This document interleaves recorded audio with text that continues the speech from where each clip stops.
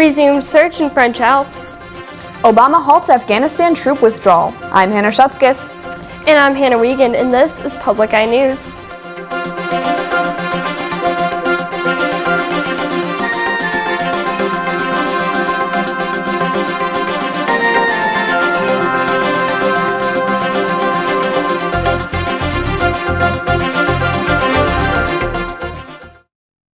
An Assyrian-American Marquette family believes that their family back in Syria has been captured by ISIS and does not know if they are alive. Syrian-born Mary McHale and her husband Hermes McHale have 2 children, but they are safe. They are safe in Marquette, but she cannot say the same for her friends and family members back in Syria. The McHales know that ISIS attacked their family in Syria at 3:45 in the morning. Mary McHale said, quote, "My first cousin is one of the people that was captured by ISIS, and we still know nothing about her, if she is dead or alive with her husband and 4 children," end quote. 3 experts will be speaking on Thursday at 6 p.m. about the treatment and prevention of colon cancer in the West Lobby of the UP Health System's Marquette. About half of the people in the United States currently take the correct precautions to prevent colon cancer. Dr. James Sorrell, a colorectal surgeon, speaks up and says, quote, "The thing that is so frustrating for so many of us in healthcare is that colon cancer is almost 100% preventable, and the prevention is to get a colonoscopy examination," end quote. Dr. Sorrell recommends people get a colonoscopy starting at age 50. If they have a family history of colon cancer, they should get one at age 40. The University of Michigan is planning a 12-hour-long event to commemorate the 50th anniversary of a teach-in protest that occurred on the Ann Arbor campus. Many people who attended the original 1965 teach-in plan to be at this event, which will take place on Friday and Saturday. The 1965 teach-in had over 3,000 participants and was an all-night event. There will be lectures, workshops, and other sessions with a focus on climate change and possible solutions. The Flint School District is attempting to cut a $21.9 million deficit and is making some sacrifices along the way. The district plans to close Carpenter Road, Cummings, and Scott Elementary Schools at the end of this school year and has 2 other possible closures. Other elementary schools that are not closing would be consolidated to kindergarten through 8th grade. The plan is expecting to save $7 million over the next 7 years. District officials say the plan will be considered by the Board of Education, but no official dates have been set. 2 children found in a deep freezer in their East Side apartment in Detroit are scheduled for an autopsy. Spokesman Ryan Bridges of the Wayne County Medical Office said Wednesday morning that the autopsy of the 11-year-old boy and 14-year-old girl are to be done on Thursday unless the bodies are still frozen. The children's mother, 36, was arrested on Tuesday after the bodies were found in the Martin Luther King apartments. The women's 2 other children, ages 11 and 17, have been placed in protective custody. State Patrol Trooper Trevor Casper, a recent recruit from the Academy training in December, died in a bank robbery shootout in Fond du Lac, Wisconsin. Casper, 21, was following a vehicle that fit the description of one used for a bank robbery. He confronted the suspect and exchanged gunfire. Both men were killed. And after the break, we will have your national and international news. Stay tuned. It's been called one of those rare euphoric dances that make life worth living. L'Allegro, a masterful mix of choreography by Mark Morris, Handel's music, and Milton's poetry. Listen how the hounds and bulls. Join Mikhail Brishmakov, your host, when the Mark Morris dance group dazzles with the exhilarating L'Allegro, only on Great Performances. Friday evening at 9 on Public TV 13. Welcome back. Yemen President Abd Rabbo Mansour Hadi has fled the country on a boat this afternoon as Shiite rebels advance on the southern city of Aden. The president departed on one of 2 boats along with his top aides and amid heavy securities.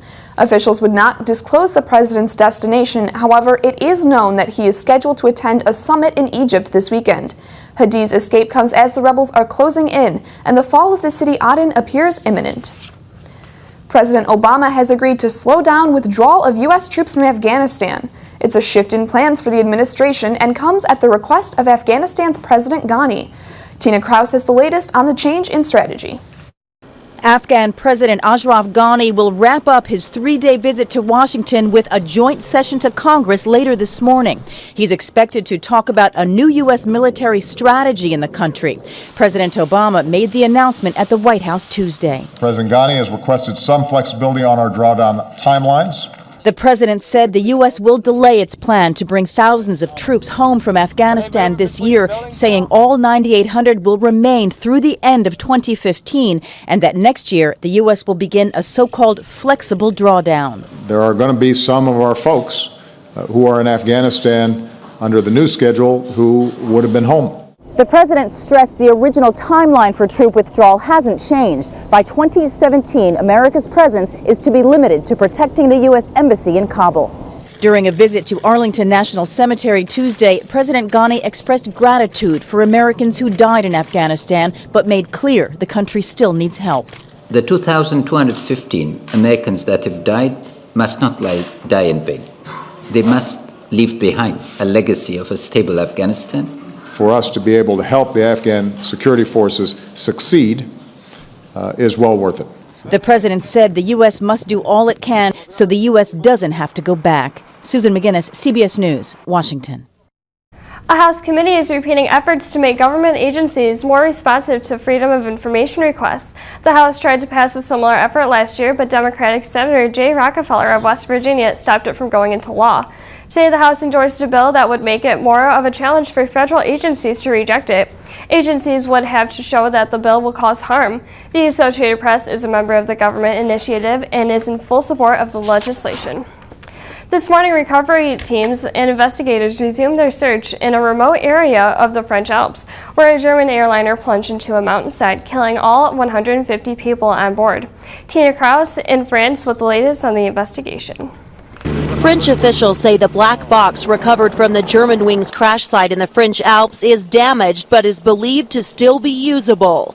Investigators say the box contains the voice and cockpit sound recorder. The cockpit voice recorder, of course, is going to let us know the conversations between the two pilots, any noises, any type of alarms. The flight data recorder actually tells us everything we need to know about the aircraft, if the engines were working properly. Search teams are once again combing through debris where the jetliner carrying 150 people crashed Tuesday. The Airbus A320 had climbed steadily up to cruising altitude in clear skies after departing from Barcelona. Within just 8 minutes, the plane descended at about 450 miles per hour directly into the mountains. The pilot sent no distress call. Pilots are trained to fly the airplane and fly it well first, then to begin to analyze the situation and take effective action, and only after that is all done, then to communicate by making a distress call. The recovery operation is being directed from here, about 15 miles from the crash site. The terrain is so rough, choppers are having to lower crews into the site. Most of the people on board were Europeans from Germany and Spain, including 16 German high school students taking part in an exchange program. Their tiny town of Haltern will hold an event in their honor today. Tina Kraus, CBS News, Saint-Les-Alpes, France.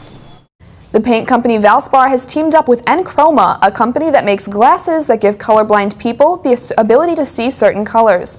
The partners released a YouTube video that tells the story of various colorblind people who witnessed bright-colored art for the first time while wearing Enchroma glasses. The glasses are priced anywhere between $325 to $450 and are said to address red-green colorblindness. The company is now focusing on helping young children with colorblindness, as they believe much information in schools is shared visually. A Pennsylvania man won $7 million from a lottery ticket he received in a Get Well card. Joseph Emery's had undergone surgery, and his father bought him a $7 million golden ticket. The lottery officials presented him with a ceremonial check today. The ticket was purchased at a dollar store in New York City. And after the break, we'll have your weather and sports. Stay tuned.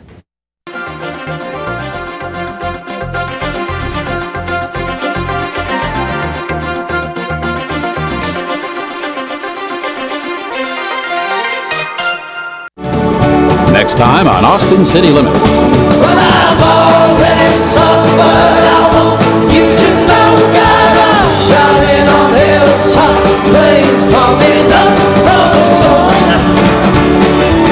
oh, look at the don't take my love, don't take my love. Oh, look at the don't take my love, don't take my love. Tune in Saturday night at 11. Welcome back. I'm Maddie Brinker here with your weather, and as you can see behind me in NMU's Academic Mall, it is cloudy and it was snowing a little bit earlier. Currently it is cloudy with a temperature of 35 degrees and winds from the south-southwest at 5 miles per hour. Our barometric pressure is 29.95 inches and falling. Tonight's going to be mostly cloudy with a low of 30 and winds at the west from 11 miles per hour. Tomorrow is going to be snowy with a high of 29 and winds from the north-northwest at 20 miles per hour. Looking around the UP, in Sault Ste. Marie it is 29 and cloudy. Down in Manistee it is 32 and cloudy. In Escanaba it's 36 and cloudy. Menominee is 37. Iron Mountain is 34. Ironwood is 33. Up in Houghton it's 31. And back here in Marquette is 35 and cloudy. Let's take a look at your weekend weather. On Friday, we have a high of 21 and a low of 7, and it'll still be mostly cloudy. Saturday will be sunny with a high of 36 and a low of 25, and Sunday we'll have a high of 45 and a low of 34 with some snow showers. So the weather right now might be a little cloudy in Sault Ste. Marie, but I heard their sports are looking pretty sunny right now. Yeah, basketball's definitely getting a little bit better. North Central pulled a 63-51 win over Hillman last night in a Class D boys basketball quarterfinal. At halftime, the teams were nearly neck and neck, with the Hillman Tigers having a 3-point lead over the North Central Jets. After 3 quarters, the game was tied, but the Jets just wanted it a little bit more, scoring 12 points in the final 8 minutes of the game.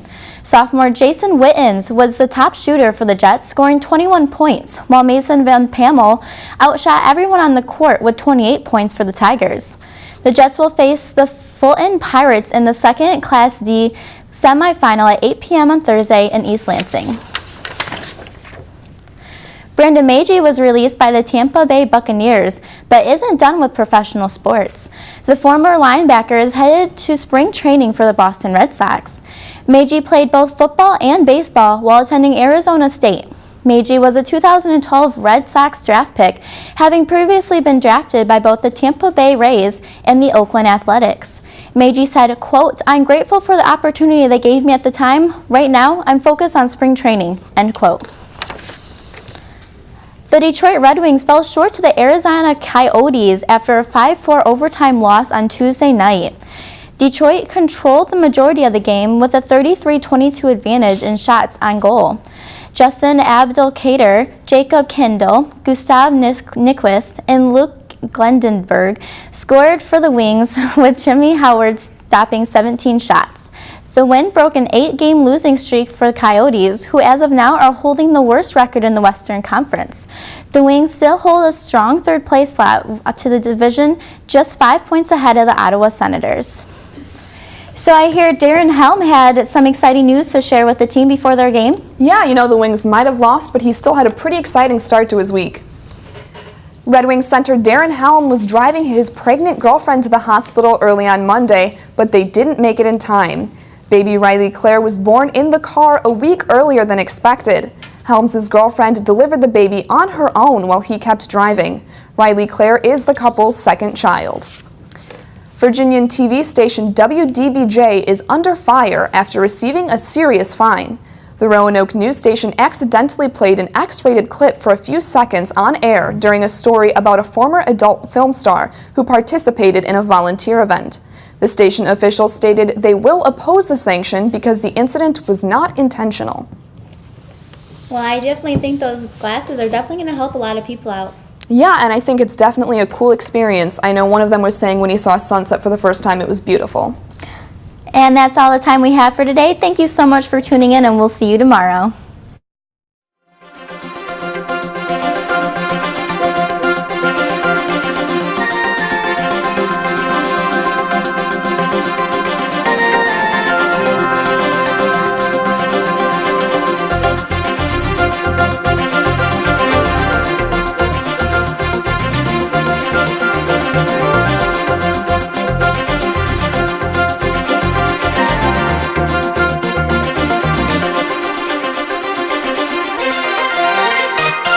The preceding program was produced in studios located in the Edgar L. Hardin Learning Resources Center by WNMU-TV, Northern Michigan University Public Television.